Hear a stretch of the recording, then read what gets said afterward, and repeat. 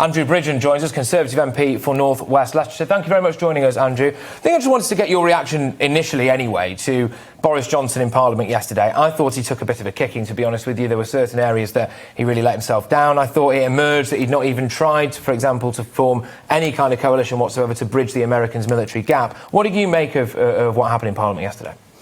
Well, I think it was a realisation of our position in the world, the Americans' political position in the world, and it wasn't where Parliament really wanted to be. I think it was a harsh brush with reality. The fact is that I think it's a bad policy and it's being implemented badly. It's not in the interests of the UK or Afghanistan or the Western world. But Biden's made his decision. We're on his coattails. And it was that feeling of impotence. There was a lot of debate in the chamber, a lot of hand-wringing, but we're not in a position politically or militarily to act unilaterally. And so what do we do now? Because, as you say, there's not many options, and we do have to, of course, follow America's lead in this respect. What should we be doing now? And that offer of 20,000 places for refugees, do you think that's enough? Well, I think what we've seen is Trump's position of America first, which is, I think, reasonable. Why not? But what I think that's moved on to now is Biden's position of America only. What I'm hearing is that the moment the Americans have got who they want out of Kabul, they'll be pulling their troops out. That's unacceptable. We went into Afghanistan 20 years ago as a coalition, and we went in together, and we should all be coming out together. And if that means there are other nationals in there that need to be rescued, the American troops should stay, or we're going to have to put more troops in ourselves to secure the airport. These are very, very difficult decisions.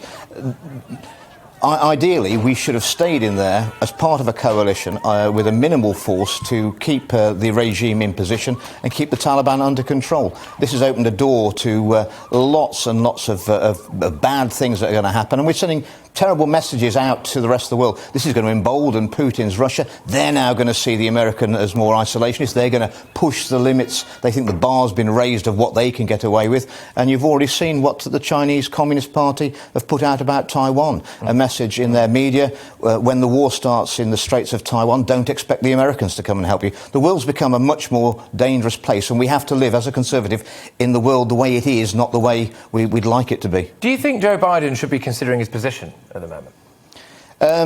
Well, the Americans, I think the American public will be considering the decision they made of putting him into the White House. I think you're going to see his popularity falling, and I think the situation in Afghanistan and the airport at Kabul is going to deteriorate very quickly over the next few weeks.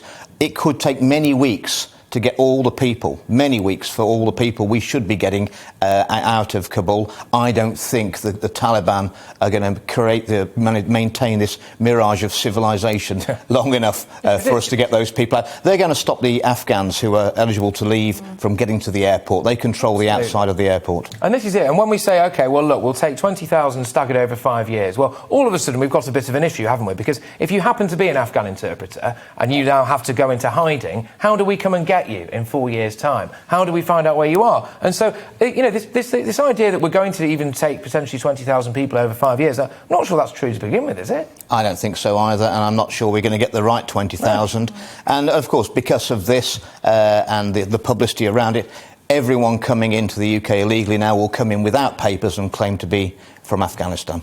Yeah, it's true, and that's something that we're going to see, no doubt. A point that we spoke about a bit yesterday was that, look, if we have a duty, and I suppose it's where people email in, by the way, you know, gbviews@gbnews.uk. There's a mixed bag so far, it's fair to say, in our inbox. We'll go to the email shortly, but it's that question of whether or not we do have a duty, I suppose. I personally do come down on the side that I think we do have a duty to these people. How much of a duty, I think, is the following question. But, you know, as far as you're concerned, you know, should we be going more than 20,000? Where do they all live is the other issue, isn't it? Because, you know, we have got stretched resources. Is it now the time to actually be tough in the channel and focus on the Afghans instead, you know? Well, I think we need to do all those things, but also I think we need to have a crackdown on the reports that Ashraf Ghani, the former president of Afghanistan, has left the country with reportedly $169 million in cash. That money belongs to the Afghan people. the international community should hunt him down, get that money, and that should be channeled through NGO charities to aid people on the ground in Afghanistan. That's where that money belongs, and he needs to be made an example of. Yeah, 100%. I mean, I don't even know how you managed to transport £160 million in cash. I mean, that itself is arguably the most impressive element of that. He's managed to actually get away with 160 million quid, which of course he denies. However, there may well be some truth in it. Just in terms of what happens now, are you concerned, as indeed I am, that we start to consider the Taliban to be an actual government? One of the things that people were saying to me outside Parliament yesterday was the Afghan flag now is being taken down. The only flag allowed to fly in Afghanistan is the flag of the Taliban, which is this white flag, etc.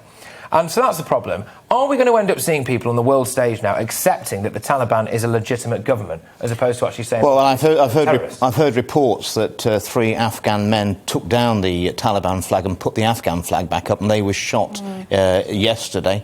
There's no way that we can accept at this point that the Taliban is a legitimate government. They've seized power by force. What we need to do, though, is try and keep them on board until we've got the foreign nationals and those vulnerable in Afghanistan out. I think that's probably an ask too far. I, like you, have heard their spokesman's hollow words and their reassurances that it's going to be different this time. I don't believe it is going to be. I think once the world focus has moved away, it's going to be back to the bad old medieval system of the Taliban and the suppression of, 19 million women and girls? Oh, yeah, well, it's ridiculous, isn't it? It's ridiculous. And look, I think questions are rightly so. I mean, I did quite a big intro on this about the calibre of Boris Johnson's leadership in relation to this. Now, I understand that his hands were tied to an extent by Joe Biden's decision, don't get me wrong, but the optics of this are awful. Whilst people were clinging to the underneath of a plane and indeed falling off it, Boris Johnson and Dominic Raab were potentially wondering where they were going to go on their holiday. Dominic Raab apparently was on holiday. It's not a good look. At the very best, it's an abject failure, surely, of our intelligence services. At the very worst, it's just a fundamental lack of care. Which one is it, do you think? Well, we need to look at what the intelligence data was, and it's also may not be just the data. The data may have been there. It's the interpretation of the data. And what worries me is these are the same intelligence services that were relying to tell us where the virus, the COVID-19 virus, came from, and whether it was released from the lab deliberately or by accident. Yeah. This is very important issues, and we need to get to the bottom of it.